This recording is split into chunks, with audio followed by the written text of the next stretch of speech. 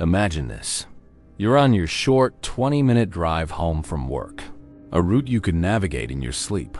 You blink, and suddenly, it's 4 hours later. You're parked in your driveway. The engine is cold. Your gas tank is nearly empty. And you have a complete, terrifying black void where those 4 hours should be. Today, we are going to share 4 true, deeply unsettling stories of people who didn't just lose their keys or their wallet. They lost time itself. It is perhaps the most fundamental violation of our reality. The fear is not of what you can see, but of what you can't remember. It's the cold, sickening dread that floods your veins when you realize a piece of your life is just gone. It's the silent, screaming question. What happened to me? What did I do? Where was I? This is the ultimate loss of control. The terrifying discovery that your own mind is a locked room, and you were not inside when the story was written, but are these just bizarre medical anomalies, or are they evidence of something more? A crack in the fabric of space-time itself? By exploring these real, terrifying accounts, from a short nap that ended in a different room, to an elevator ride that arrived in a different reality, we will confront the chilling mystery of lost time. These stories are disturbing. Look into the moments when the clock stops ticking and our lives go off the map. Now, before we lose our place, make sure you are subscribed to Whispered Fear and have activated the bell. You don't want to forget where you are when the timeline shifts. Where did we go? Where? Our first story is about the most familiar journey we take, the drive home. It's a path etched into our subconscious, a 20-minute autopilot between two worlds.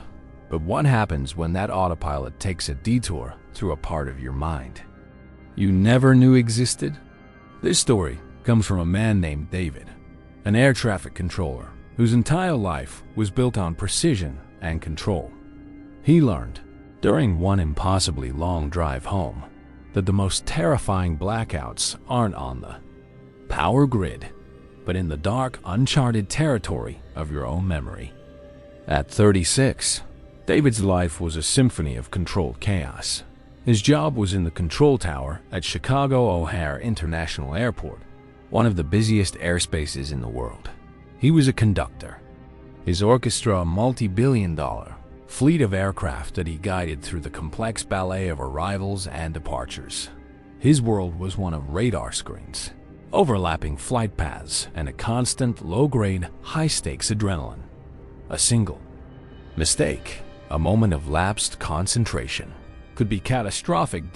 He was good at his job because his mind was a fortress of logic, a place where every variable was accounted for, every outcome predicted.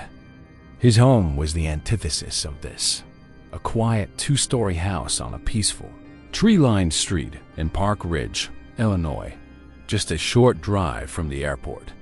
His home was his sanctuary, the place where the roar of jet engines was replaced by the soft, gentle sounds of his life with his wife, Sarah, and their 4-month-old daughter, Emily. Sarah, a high school teacher, was the warm, chaotic center of his universe, a perfect counterpoint to his own rigid control. The 20-minute drive home from O'Hare, east along the I-190 to the I-90, was his decompression chamber. It was the liminal space where he would shed the skin of the controller and become the husband, the father. He knew every pothole, every interchange, every landmark on that route. It was a journey he had made 1,000 times. The day it happened was a Tuesday. The kind of grueling, 12-hour shift that left your bones aching and your mind feeling like a frayed wire. A storm front had moved in, causing delays, reroutes, and a cascade of near misses that had pushed every controller in the tower to their absolute limit. When he finally clocked out at 10 p.m., the exhaustion was a physical weight. He just wanted to go home. He walked through the employee parking garage, the familiar smell of jet fuel and rain-soaked concrete in the air. He got into his car, a reliable Honda CR-V, and began the short drive home. He remembered leaving the airport, the massive, brightly lit terminals shrinking in his rearview mirror. He remembered merging onto the I-190, the traffic light, the familiar sea of red taillights ahead of him. He remembered the rain starting to fall, the rhythmic squeak of his windshield wipers. And that's the last thing he remembered. The next thing he knew, he was waking up, but he wasn't in bed. He was in his car in his own driveway. The engine was off. The key was in the ignition, but in the off position. The interior of the car was cold, the windows fogged with condensation. He looked at the clock on the dashboard. It read 2:17 a.m. Wave of profound, disorienting confusion washed over him. 2-17? That wasn't possible. His drive was 20 minutes. He should have been home before 10:30. He had lost almost 4 hours. His mind, his logical, analytical mind, scrambled for an explanation. Had he fallen asleep? Pulled over somewhere and taken a nap? But where? And for 4 hours? He looked down at himself. His clothes were dry. He looked at the passenger seat. Everything was normal. He got out of the car, his legs feeling stiff and unsteady. The rain had stopped, but the air was cold and damp. The house was dark, quiet.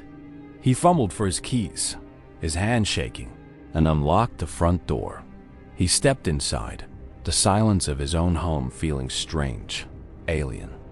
He was halfway up the stairs when Sarah appeared at the top, her face a mask of frantic relief and terror. "David?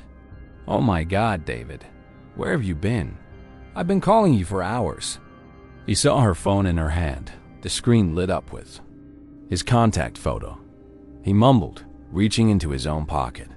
"My phone." It was there, but it was turned off. He never turned his phone off. He said, the words feeling hollow. "Untrue. I don't know. I was just so tired. I think I must have pulled over at a rest stop and fallen asleep. It was a lie." He knew it was a lie. He hadn't pulled over.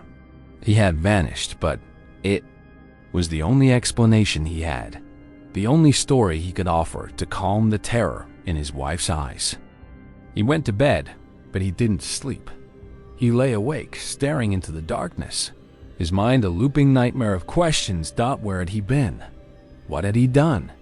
The 4-hour gap in his memory was not a quiet, peaceful blank. It was a black hole, a void that was actively pulling at the edges of his sanity. The next morning, the first unsettling clue appeared. He went out to his car to drive to work, his mind still a fog of confusion. He glanced at the gas gauge. The needle was on empty. The low fuel light was on. That was impossible. He had filled the tank the day before. He always did, on his way to work. A full tank in his CRV was good for over 300 miles. His 20-minute, 10-mile commute barely made a dent. To have burned through an entire tank of gas, wherever he had been for those 4 hours. It hadn't been a nearby rest stop. He had driven a long, long way. But where? The fear was no longer a vague unease. It was a cold, hard, and verifiable fact. His body had taken a journey that his mind had refused to record. He started a quiet, secret investigation. He didn't tell Sarah. He didn't want to worry her more. He checked his phone's GPS history. The location data for the 4-hour period on Tuesday night was gone. Not just empty, but completely erased. A seamless jump from the I-190 at 10:15 p.m. to his driveway on Prospect Avenue at 2:17 a.m. The data hadn't been lost. It had been deleted. By whom? By him? The paranoia began to take root. He, the man who prided himself on control, was no longer in control of his own actions, his own memory. He felt like a stranger in his own life.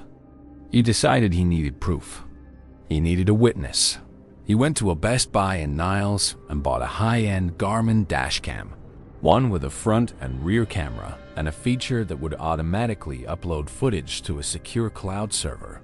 He installed it in his car, a small, black and objective eye that would ride along with his other, more treacherous self.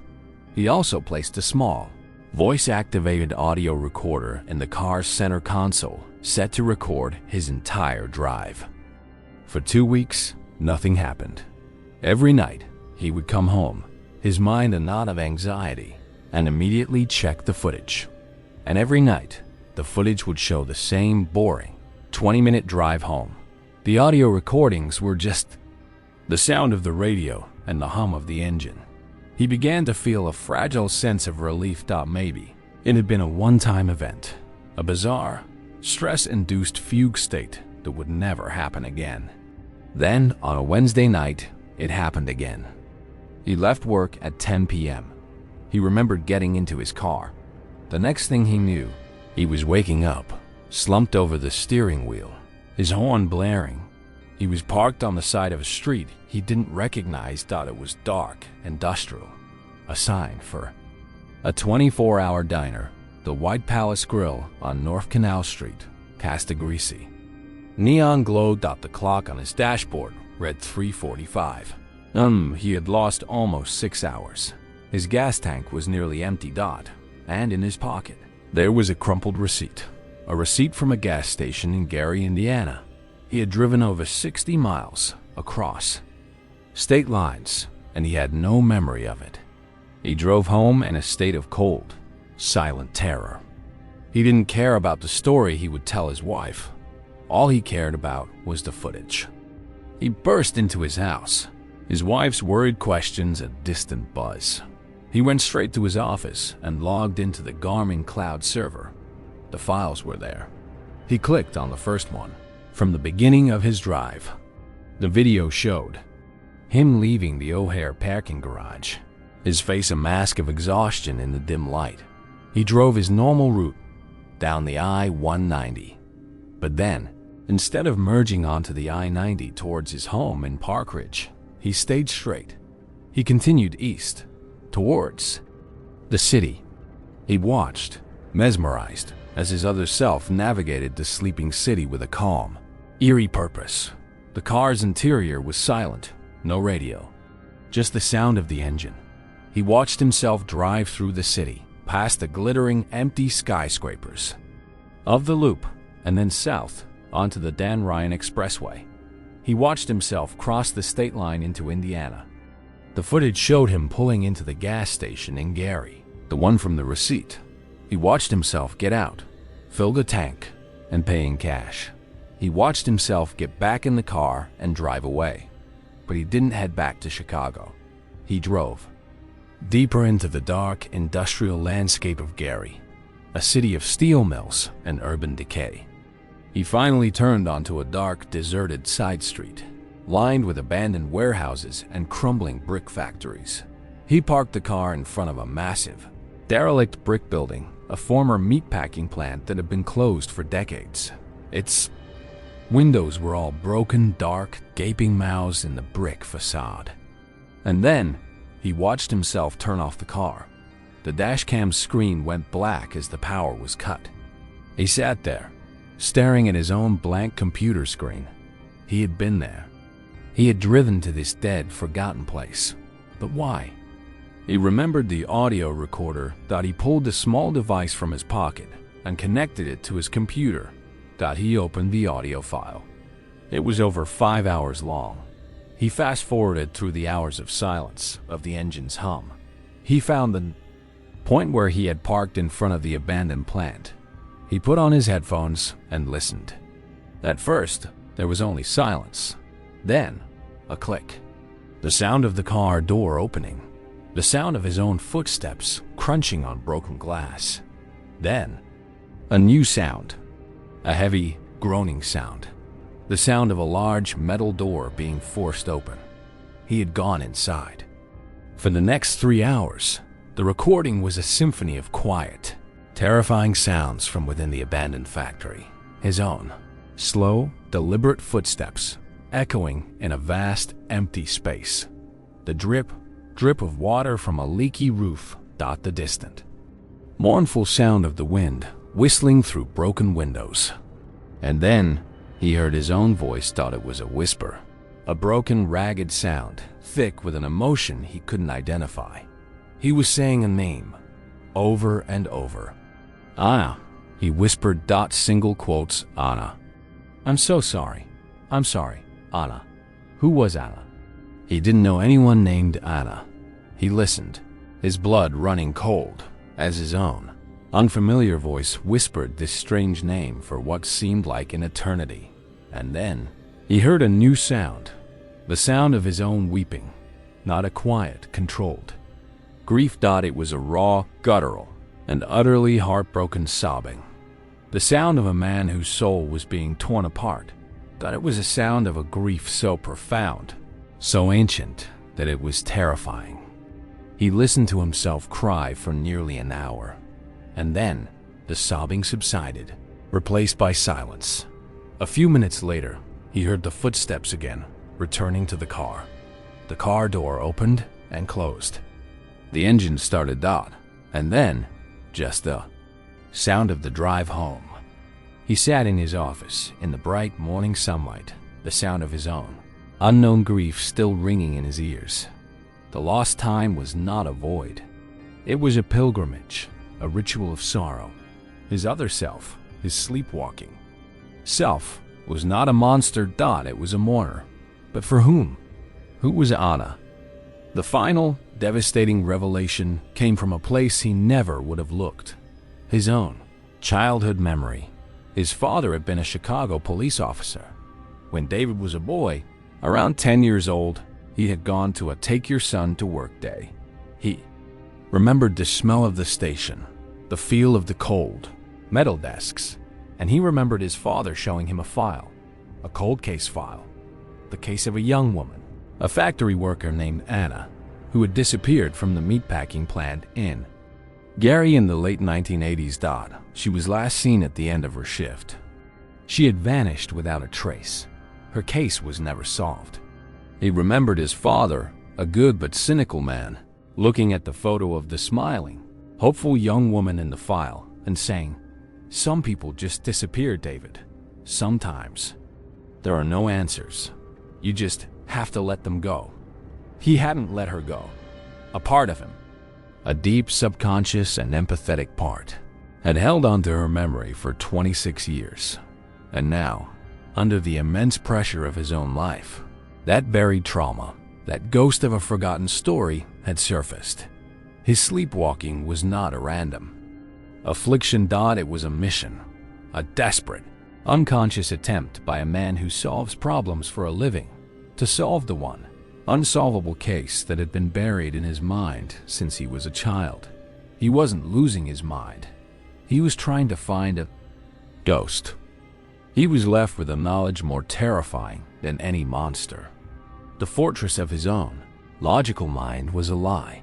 Beneath its surface was a vast, dark, and uncharted ocean of memory, of grief, of other people's stories. And he knew with a certainty that was a new and permanent kind of fear, that his other self was still in there. The mourner, the detective, the ghost hunter, and he was just a passenger, waiting for the next time his other self decided it was time to get behind the wheel and drive. Wake up! You're not where you think you are.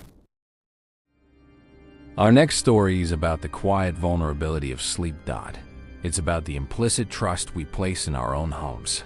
The belief that the person who closes their eyes on the living room couch will be the same person who opens them a few hours later. It comes from a young woman named Clara, who learned that a simple afternoon nap can be a doorway to an impossible journey, and that sometimes, when you lose time, you lose a part of yourself along with it.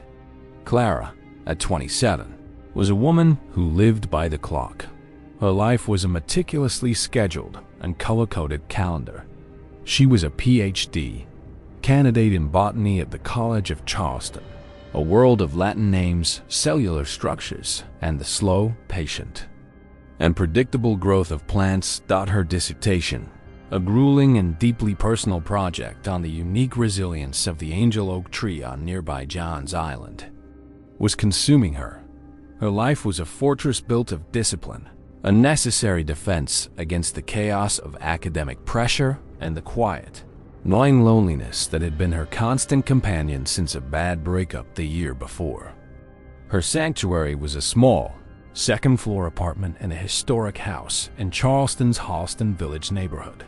The apartment, on a quiet, tree-lined street called Montague Avenue, was her world. It had high ceilings, a beautiful, if slightly drafty, bay window, and the comforting scent of old wood and the salty air from the nearby Ashley River.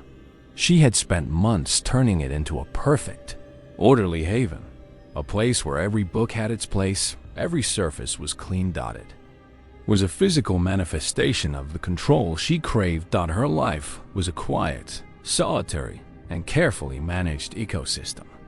The day her world was breached began with a simple, common act: exhaustion. It was a Thursday in May, the Charleston air already thick with the oppressive, humid heat of the coming summer. She had been awake for nearly 36 hours, fueled by coffee and sheer willpower, putting the finishing touches on a crucial chapter of her dissertation. By 3 p.m., the words on her laptop screen had begun to blur, the intricate diagrams of plant cells dissolving into a meaningless jumble. Her body was screaming for rest. She told herself, her voice a dry croak in the quiet apartment. Just a quick nap. 20 minutes. A power nap. That's all. She didn't bother going to her bedroom. The couch in her sun-drenched living room was closer. She set the alarm on her phone for 3:20 p.m. A precise, controlled burst of rest. She was wearing what she always wore when working from home: a pair of soft, worn-in gray sweatpants and an old Ahmed jeans and an old, oversized College of Charleston t-shirt. She lay down on the couch, the afternoon sun warm on her face, and closed her eyes. The last thing she remembered was the sound of a mockingbird singing in the magnolia tree outside her window. The first thing she felt upon waking was the cold, a deep, penetrating cold that was utterly wrong for a May afternoon. The second thing she felt was the fabric against her skin. It wasn't the soft, warm cotton of her sweatpants and T-shirt. It was something else. Something stiff, unfamiliar, and constricting. Her eyes snapped open, and the world was wrong. She was not on her couch. She was in her bed. The living room, with its warm afternoon sun, was gone, replaced by the deep, inky darkness of her bedroom at night. The only light was the faint, blue-white glow of the moon filtering through her window. She looked at her alarm clock on the knit stand. The red, digital numbers burned in the dark. 11:47 p.m. A wave of profound, dizzying disorientation washed over her. She hadn't slept for 20 minutes. She had slept for nearly 9 hours. She had slept through the entire afternoon, the entire evening. Her phone alarm? Had she slept through it? She sat up, her mind a frantic scramble of confusion and self-recrimination. She had lost a whole evening of work, of progress. But then, the second, more terrifying anomaly hit her. The clothes. She looked down at herself. She was no longer wearing her comfortable sweatpants and t-shirt. She was fully dressed in a simple, elegant black cocktail dress, the one she kept in the back of her closet for academic functions. She was wearing nylon stockings. And on her feet were a pair of black, high-heeled shoes that she hadn't worn in over a year. Her hair, which had been in a messy bun, was now perfectly styled, and she could feel the faint, unfamiliar weight of makeup on her face. She stared at her own strangely formal attire, and a new kind of fear, a fear that was cold and sharp and had nothing to do with deadlines, began to take root. This wasn't just a case of oversleeping. This was a violation. She scrambled out of bed, her movements clumsy in the unfamiliar heels. She flicked on the bedroom lamp. The room was immaculate, exactly as she had left it that morning. But her work clothes, The gray sweatpants and the t-shirt she had fallen asleep in were nowhere to be found. Her mind, her scientific, logical mind, began to construct a narrative. I must have woken up. I must have been in a daze, a state of sleep-deprived autopilot. I turned off my alarm. I got dressed, for some reason, and then I went back to sleep, in my bed this time. I was just so tired. I don't remember any of it. It was a plausible, if bizarre, explanation. It had to be. She went to her phone, which was on the nightstand where she had left it. The alarm for 3:20 p.m. had been dismissed. She checked her call log, her text messages. Nothing. No outgoing calls, no strange texts. Her digital life was untouched. She walked through the quiet, dark apartment. Everything was in its place. The front door was locked, the deadbolt thrown. The windows were all secured. The only thing out of place was her clothes, her location, the gaping 9-hour black hole in her memory. She tried to reconstruct the day, to find an anchor. The last thing she remembered was the mockingbird. Then, nothing. A complete, total, and terrifying void. The feeling was not just one of confusion. It was a feeling of profound violation. As if she had been a puppet, her body moved and manipulated by an unseen puppeteer, while her conscious mind was asleep. The next few days were a waking nightmare of self-doubt and paranoia. She couldn't trust her own mind. Had she been sleepwalking? The doctor she called, a kind but dismissive man from the MUSC Health University Medical Center, suggested it was a classic case of a parasomnia episode, brought on by extreme stress and sleep deprivation. He prescribed her a mild sedative and told her to get more rest. She tried to believe him. She wanted to believe him, but the explanation didn't fit all the facts. Sleepwalkers might perform complex tasks, but would they apply perfect makeup? Would they choose a specific, rarely worn dress from the back of the closet?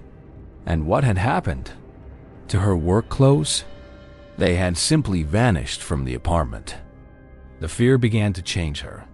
The silence of her apartment, once a comfort, was now a source of anxiety. Every creak of the old house was a potential clue, a sign of another presence. She started locking her bedroom door at night, a futile gesture. That only seemed to highlight her own vulnerability.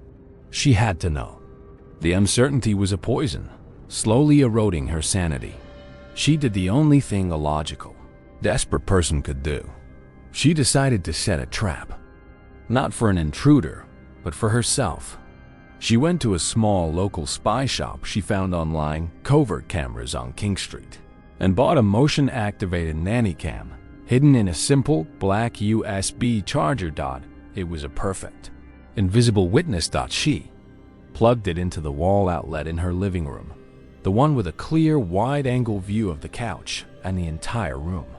If she was sleepwalking, if she was getting up and changing clothes, the camera would see it. She would have proof. She decided to replicate the conditions of the first incident as closely as possible. She worked for a full day, pushing herself to the point of exhaustion. At 3 p.m., she lay down on the couch, in a different set of old, comfortable clothes. She set her phone alarm, and she closed her eyes, a silent prayer on her lips. She woke up in her own bed. It was the middle of the night, 3:12 a.m. The house was silent, and she was wearing a different set of clothes. A pair of jeans and a sweater she hadn't worn in months. For a moment, she just lay there, a wave of pure, undiluted terror washing over her. It had happened again. But this time, she had a witness. She scrambled out of bed and ran to the living room, to her laptop. Her hands were shaking so hard she could barely insert the camera's memory card into the reader. She opened the video file. The footage showed her lying on the couch, asleep in the afternoon sun. She watched herself sleep for nearly an hour. The timestamp in the corner of the screen read 3:58 p.m. And then, the front door of her apartment opened. The deadbolt, which she had locked herself, turned with a slow, deliberate click. The door swung open, and a person stepped inside. It was a woman. She was in her late 50s, with short, graying hair and a thin, wiry frame. She was dressed in a simple, practical nurse's uniform. She closed the door silently behind her, locked it, and then stood in the middle of the living room. Her eyes scanning the space, her gaze landed on the couch, on the sleeping form of Clara. The woman walked over to the couch, her movements quiet and practiced. She looked down at Clara for a long moment, a strange, unreadable expression on her face. Then, with a gentle, almost tender efficiency, she began to change her clothes. Clara watched, horrified, as this complete stranger undressed her sleeping body and then redressed her in a different outfit, moving her limbs with a practiced, detached ease, like a nurse tending to an unconscious patient. The woman then lifted Clara from the couch. She was surprisingly strong. She carried her, bridal style, to the bedroom and placed her gently in the bed, pulling the covers up to her chin. The woman stood by the bed for another long moment, just watching. Then she turned, walked out of the bedroom, and went into the kitchen. The camera's wide-angle lens just barely caught her. She opened a drawer, took something out, Clara's spare key, the one she kept for emergencies, and then walked to the front door. She unlocked it, stepped out, locked it again from the outside, and was gone. The video ended. Clara was left staring at her own pale, terrified face reflected in the dark screen of her laptop. The truth was 1,000 times more horrifying than any sleepwalking theory. She had not been a victim of her own fractured mind. She had been a victim of a real, living, breathing intruder. A woman who had a key to her apartment. A woman who would come in while she slept, change her clothes, and move her. A silent, terrifying game of dress-up with a human doll. But who was she, and why? The answer came from the one place she had never thought to look. The previous tenants. She knew, from her landlord, that the apartment had been occupied by an elderly woman who had recently been moved into a full-time nursing care facility, the Bishop Gadsden community on James Island. On a desperate hunch, Clara drove there the next day. She showed a picture of the woman from the security footage to the nurse at the front desk. The nurse's face went pale with recognition. Her voice was a shocked whisper. That's Helen. She was a private care nurse. She used to work here. She was assigned to Mrs. Gable, the woman who used to live in your apartment. The final, heartbreaking, and deeply twisted piece of the puzzle clicked into place. The old woman, Mrs. Gable, had suffered from severe dementia. Her nurse, Helen, had been her primary caregiver for years. And Helen had, in the final months of the old woman's life, developed a profound and deeply unhealthy attachment to her patient. She had seen herself not as a caregiver, but as a surrogate daughter. When Mrs. Gable had been moved to the facility, Helen had a psychotic break. She couldn't let go. She had made a copy of the apartment key, and she had continued to return to the apartment that was no longer her patient's, to care for the new occupant. In her fractured, grieving mind, Clara had become a replacement for the old woman. She wasn't an intruder, a stalker. In her own mind, she was a caregiver. She was just doing her job, changing the patient, moving her from the couch to the bed, making sure she was comfortable. A quiet, obsessive, and terrifying act of misplaced love. Helen was found a few days later. She was living in her car. Where did the time go? Our third story is about the quiet horror of a stolen afternoon. It's about the terrifying realization that the world can continue to spin, that the sun can continue its journey across the sky, while your own consciousness is simply turned off. It comes from a man named Daniel, a landscape photographer who learned that the most beautiful, peaceful places can be the settings for the most profound and inexplicable Violations of the self.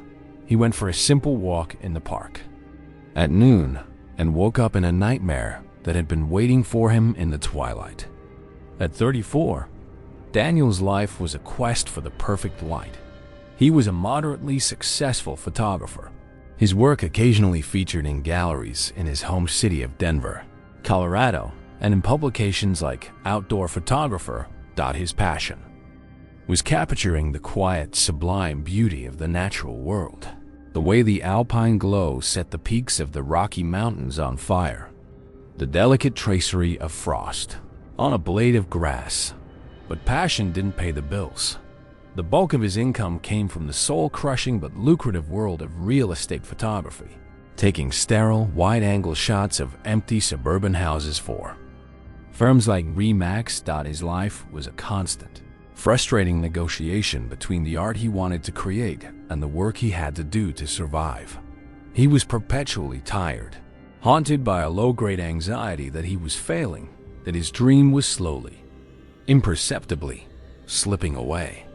His one true sanctuary was Washington Park, or Wash Park as the locals called it.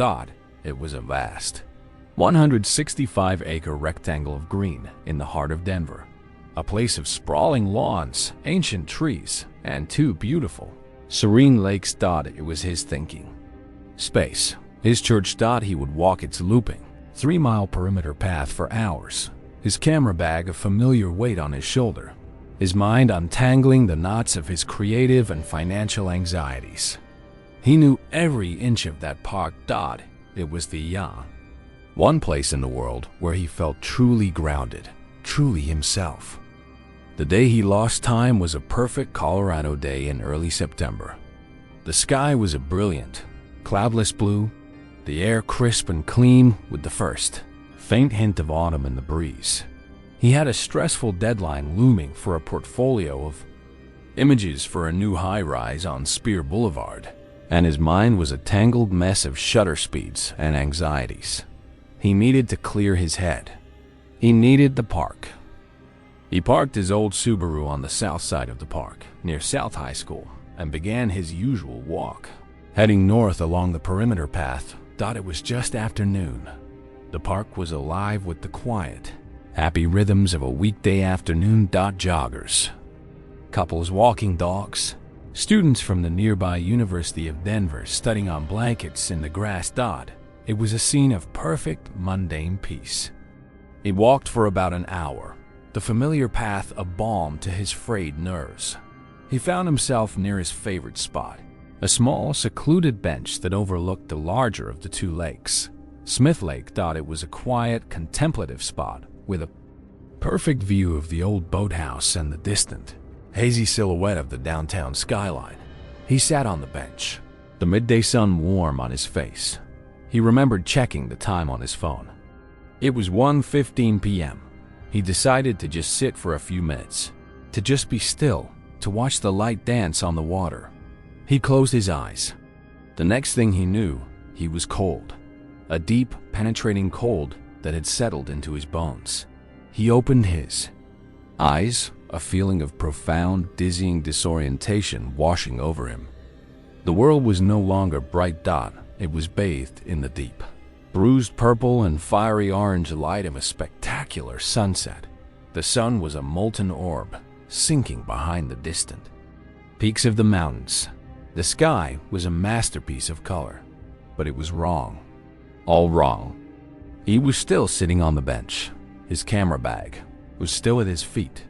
The park around him was still the same park, but the time was gone. He fumbled for his phone, his fingers numb and clumsy. The screen lit up. 7:22 p.m. He stared at the numbers, his mind refusing to process them. 6 hours. He had lost 6 hours. An entire afternoon had been scooped out of his life, leaving a perfect, terrifying, and absolute void. His first thought was a medical one. Had he had a seizure? A stroke? A transient global amnesia episode? He did a quick, frantic self-assessment. His body felt fine, other than the cold and a strange stiffness in his neck. His mind felt clear. Too clear. he remembered sitting down. He remembered closing his eyes, and he remembered opening them again. To this, there was no blurry transition, no sense of waking from a deep sleep. It was a clean, perfect cut, a jump in the film of his life. He looked around the park, his photographer's eye now a desperate detective's. The scene was different. The weekday crowd of joggers and students was gone, replaced by the quiet, scattered figures of the evening walkers. The light was completely different, the shadows long and black. The air, once warm and pleasant, was now sharp with the cold of the coming night. He stood up, his legs feeling unsteady. He checked his camera bag. His expensive Canon camera, his lenses, they were all there, untouched. His wallet was in his pocket, his cash and cards all present. This hadn't been a robbery. He looked at his phone again. He checked his call log, his text messages. Nothing. No calls or texts sent or received during the 6-hour gap. He opened his camera roll.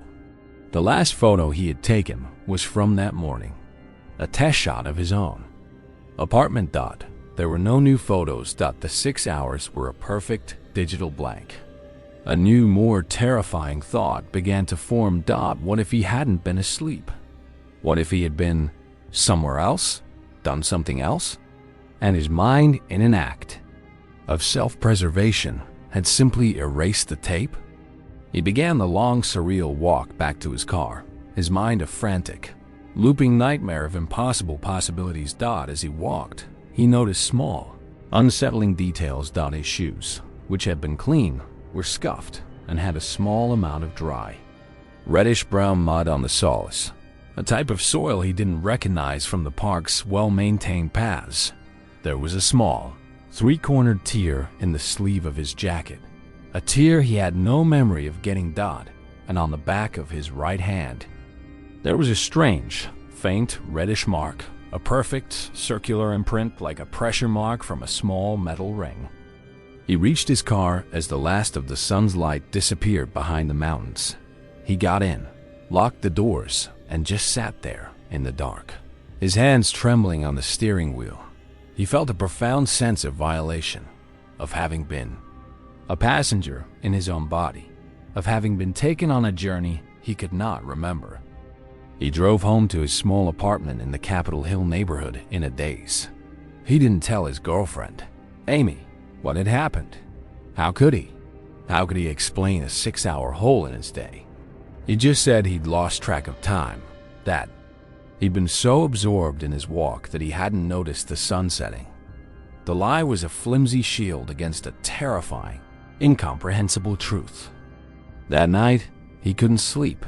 He sat at his computer, the city lights of Denver a glittering, indifferent backdrop. The photographer in him, the part of him that trusted only what he could see, what he could capture, was desperate for a clue, a single piece of evidence. And then he remembered his camera. With a surge of adrenaline, he grabbed the camera from his bag and plugged it into his computer. He had been so focused on his phone, he hadn't even thought to check the camera's memory card. He opened the folder. The last photo he remembered taking was from the day before.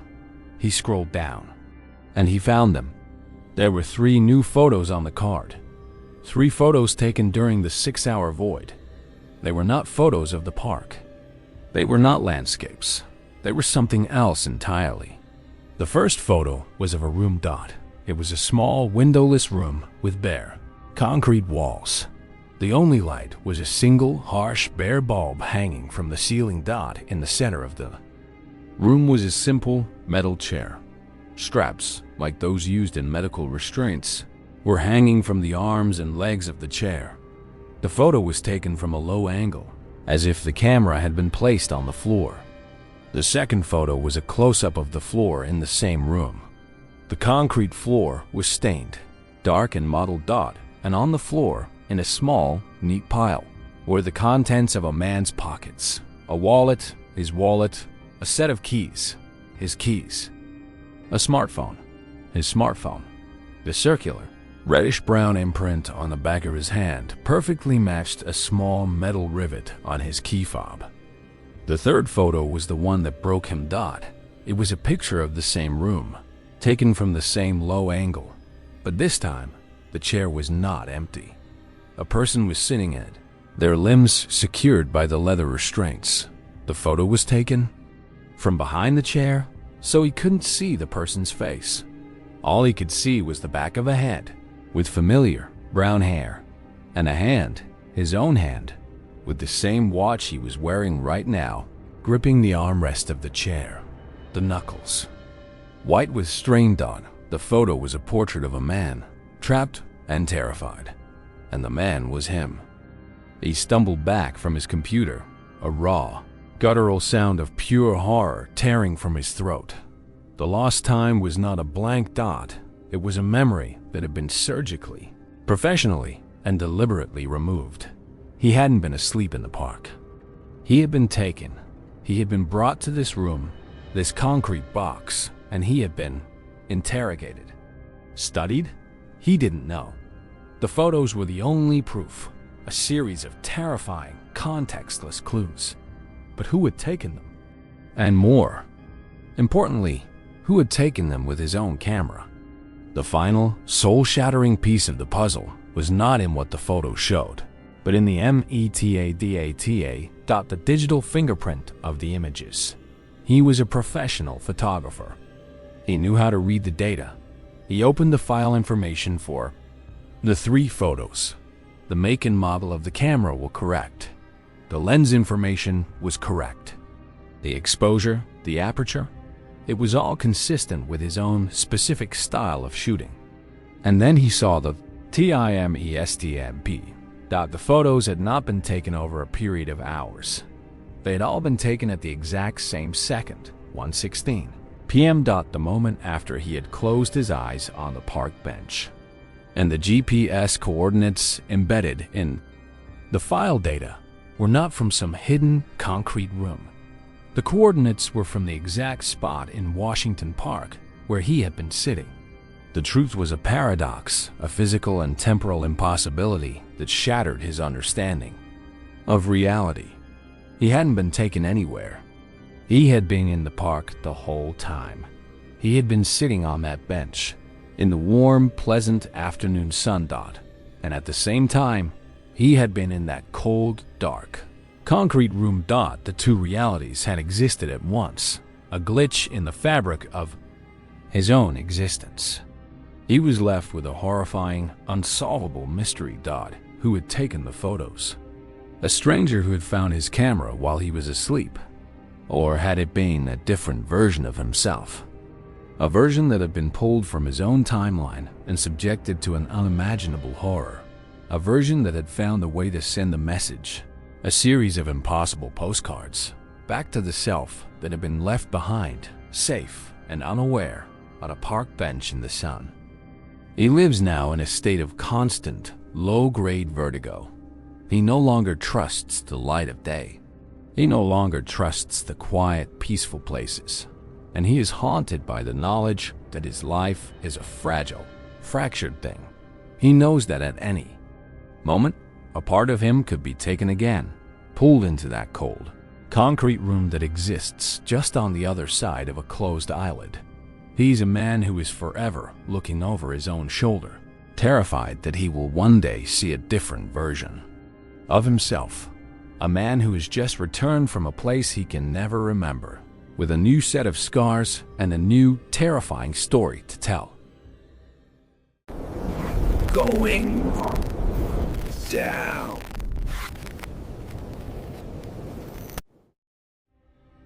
Our final story is about the quiet, implicit trust we place in the mundane machines that govern our vertical lives. The elevator, a simple, metal box that we step into without a second thought. A sterile, temporary purgatory between floors. It comes from a young man named Ryan, an architect who learned that an elevator doesn't just travel up and down. Sometimes it travels sideways, through the cracks of time and space, and delivers you to a place you were never meant to see. A place that has been waiting for you just on the other side of a normal Tuesday. At 32, Ryan's life was a blueprint. He was a junior architect at a thriving firm in Austin, Texas, a city of explosive growth and relentless new construction. His life was one of precision, of clean lines, of the logical, predictable physics of building things that were meant to last. He and his fiancée, Megan, a landscape architect at the same firm, were a perfect, complementary pair. Their shared dream was almost a cliché of millennial ambition. Save enough money to leave the corporate world and start their own small, boutique design firm. The dream was beautiful, but the reality was a mountain of debt, a crushing workload, and the constant, low-grade anxiety of living in one of America's most expensive cities. Their refuge was a sleek, modern apartment on the 10th floor of a new high-rise building in the Rainy Street Historic District, a building called The Shore. The apartment was small, but it had a stunning view of Lady Bird Lake, a view they were paying a small fortune for.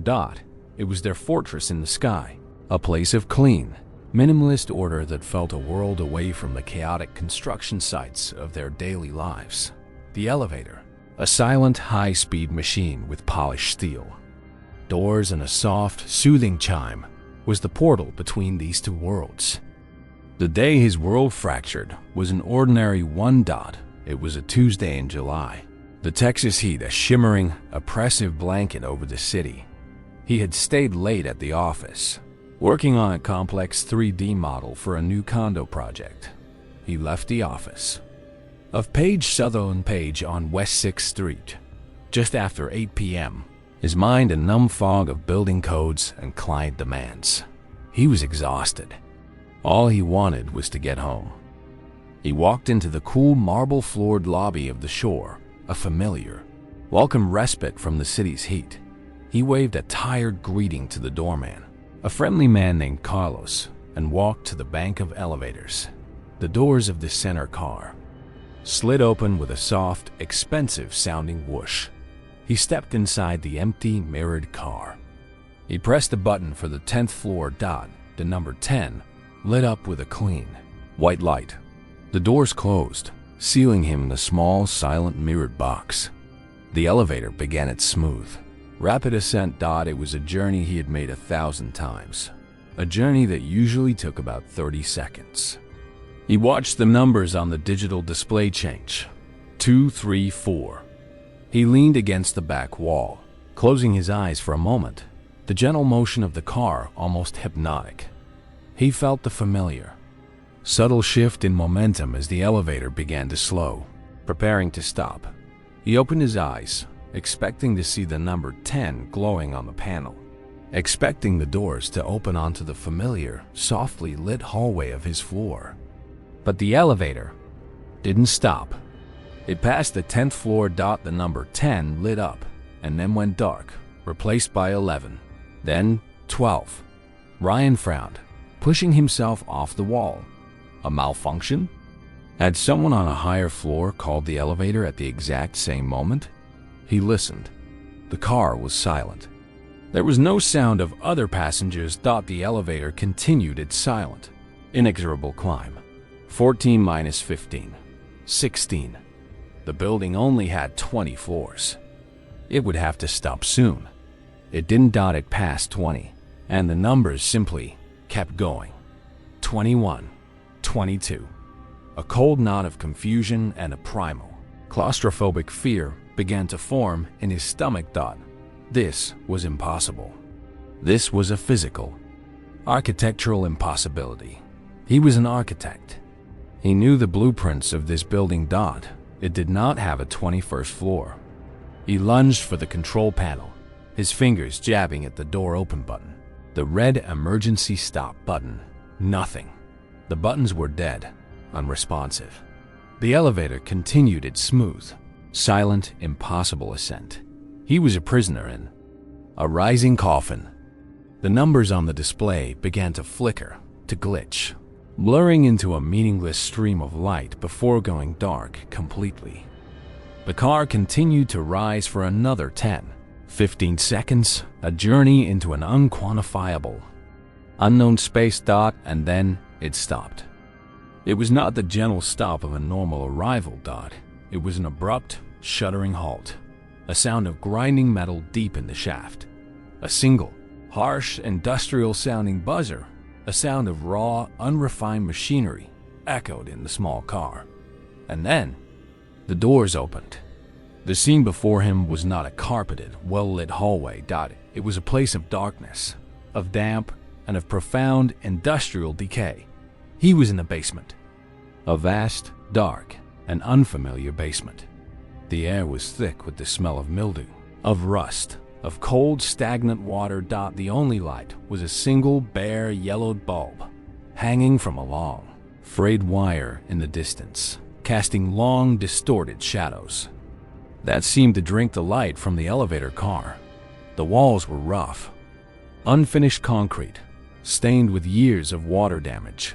The floor was cracked and uneven, with pools of dark, oily water in the low spots. A network of massive, rusted pipes and conduits snaked across the ceiling, dripping a slow, rhythmic tattoo. Into the puddles below. Drip, drip. His mind, his logical architect's mind, screamed in protest. This was impossible. The shore was a new building, built on a modern, clean foundation. It did not have a century-old, decaying sub-basement, and he had been going up.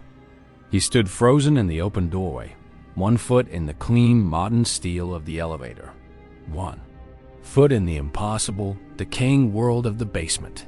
He fumbled for his phone, his hands slick with a cold sweat. He needed a light.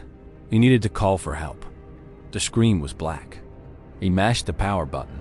Nothing. The phone was dead, a useless brick of glass and metal. He looked at his watch, a simple, elegant citizen watch that was his one real indulgence. The second hand was not moving.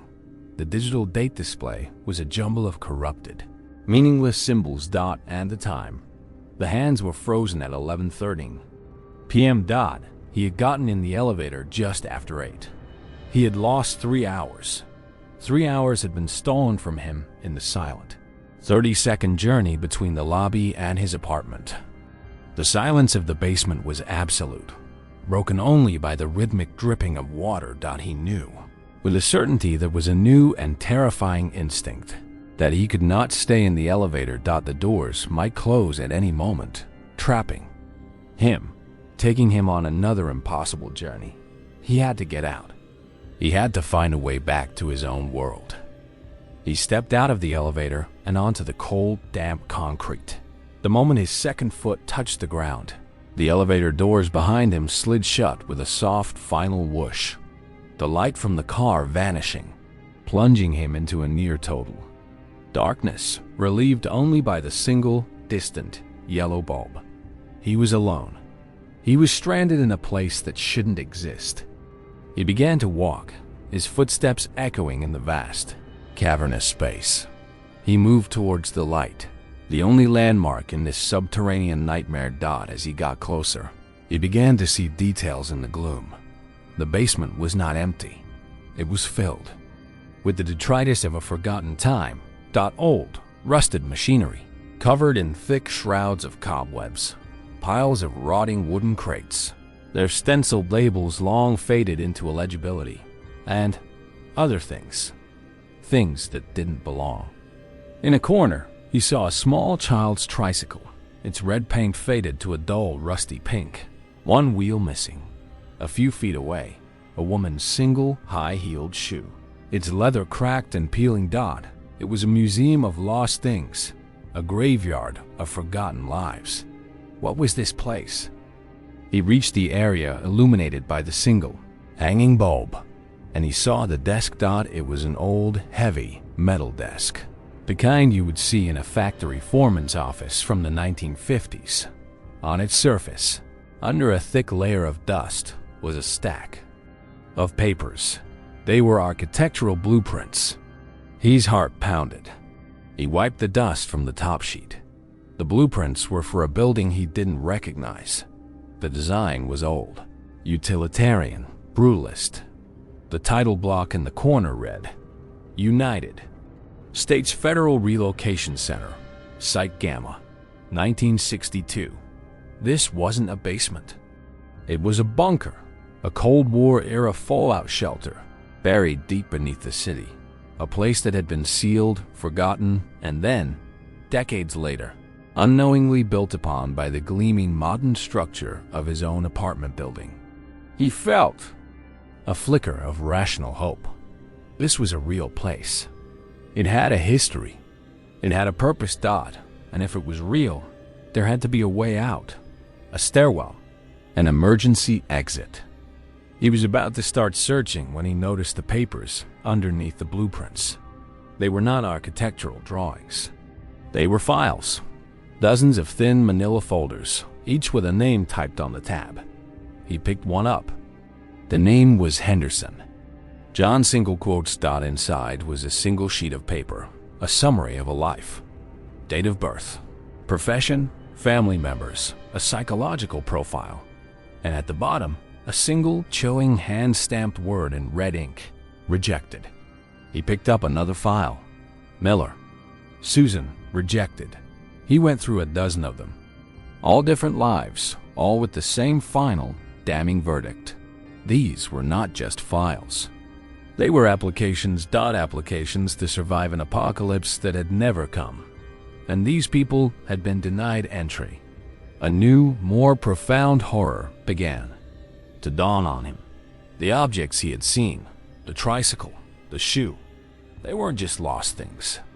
They were mementos. They were the one, single object that these rejected applicants had been allowed to leave behind, a final, heartbreaking testament to the lives they were about to lose. This wasn't a bunker. It was a tomb of forgotten hopes. He was standing in this silent, dusty mausoleum, his mind reeling when he heard a sound. A new sound. That was not the dripping water. It was a soft, rhythmic thump, thump, thump, coming from the darkness. On the other side of the room, it was the same sound he had heard in the elevator. The sound of a heavy, industrial paper cutter. No, not a paper cutter. A stamp. The sound of a heavy rubber stamp being brought down over and over on a stack of papers. Someone else was down here. He turned off his flashlight, his body dissolving into the deep shadows. He peered into the darkness, towards the source of the sound. He could just make out a small, separate room at the far end of the bunker. A room he hadn't noticed before. A faint light was spilling out from under the door. He moved silently through the darkness, his heart a frantic drum. He reached the door and peered through the small, grimy wire mesh window in its center. The room was a small, cramped office, and sitting at a metal desk, his back to the door, was a man. He was a thin, stooped figure, wearing the simple, gray uniform of a mid-century government clerk, and he was working. He would pick up a file from a large stack on his left, read it for a moment, and then bring a heavy, black rubber stamp down on it with a loud, final thump. Then he would place the file on a growing stack on his right. He was the gatekeeper, the final arbiter of who was worthy of survival. He was a ghost of a forgotten bureaucracy, trapped in an endless, pointless task. As Ryan watched, mesmerized by this impossible spectral routine, the man in the room stopped. He placed the stamp down. He slowly, so slowly, turned his head, as if he could feel Ryan's gaze on the back of his neck. He turned until he was looking directly at the small window in the door, directly at Ryan. And Ryan saw his face. It was his own. It was his own 32-year-old face, but it was aged, weary. The eyes hollowed out with a profound bureaucratic exhaustion. It was the face of a man who had spent a lifetime saying no. The reflection, the doppelganger, the ghost of himself, raised a single, thin hand and pointed, not at him. He was pointing at a small, tarnished brass plaque on the wall behind him. Ryan's eyes focused on the plaque. The engraved letters were small, but he could just make them out. It read, Site Supervisor, and underneath, a name, R. Kale. It was an anagram, a perfect, impossible anagram of Laker, the last name of the woman who had lived in his apartment before him, A woman he knew had worked for the federal government. The final, horrifying truth was not that he had found a ghost. It was that he had found a job. The elevator hadn't malfunctioned. It had been a test. A job interview. And the man in the room wasn't a ghost of the past. He was a ghost of the future. The ghost of who he was supposed to become. The silent, tireless, and eternal supervisor of this forgotten tomb. He stumbled back from the door. A silent scream caught in his throat. He turned and ran, his footsteps echoing in the vast, dark bunker. He found a rusted steel staircase in a far corner and scrambled up it, his lungs burning. He emerged, not into a building, but into the cold night air of an empty, weed-choked lot. He was miles from his own neighborhood, in a part of the city he didn't recognize. He never told anyone what happened. How could he? He and Megan moved out of the shore a month later, breaking their lease, losing their deposit. They moved to a small, single-story house in the suburbs, a place with no elevators, no shared history. But Ryan is haunted. He is haunted by the knowledge that deep beneath the foundations of our modern world, there are other older worlds, forgotten rooms, and forgotten jobs. And he is haunted by the final, chilling question that he can never answer. The man in the bunker, the one with his own face, had been stamping files, one after another, and Ryan knows, with a certainty that keeps him awake at night, that one of those files, the one that was on the desk when he looked in, had his name on it. He just doesn't know if the final stamped word was accepted or rejected. A 4-hour drive that never happened. A 9-hour nap that was a violation. A 6-hour walk in the park that was a secret interrogation. And a 3-hour elevator ride to a floor that did not exist. These 4 stories began with a simple, common human experience. The act of closing one's eyes, of letting go, of trusting that time would carry you gently forward. They all ended in the same terrifying realization. Time is not a river. It is a cage. The true horror in these accounts is the ultimate loss of agency. It's the chilling, undeniable evidence that your own consciousness can be turned off, that your body can be taken on a journey without your permission, and that your own memory, the very fabric of who you are, can be edited, rewritten, or simply erased. It is a violation more profound than any physical threat. It's the discovery that you are a passenger in your own life, and the pilot has just left the cockpit. These stories force us to confront a question that lies at the very heart of our existence. If your memory can be erased, if your time can be stolen, if you can wake up in a different place, wearing different clothes, with no knowledge of the journey, how can you ever be sure that the person who woke up is the same one who fell asleep? If these stories have made you question the gaps in your own memory, prove that you are here now by subscribing to Whispered Fear, leaving a like, and sharing this video. Your support helps us to keep mapping the dark, forgotten corners of our own reality. But what if the glitch isn't a missing piece of time, but a piece that has been played before? A moment so familiar, it feels like a memory and a warning.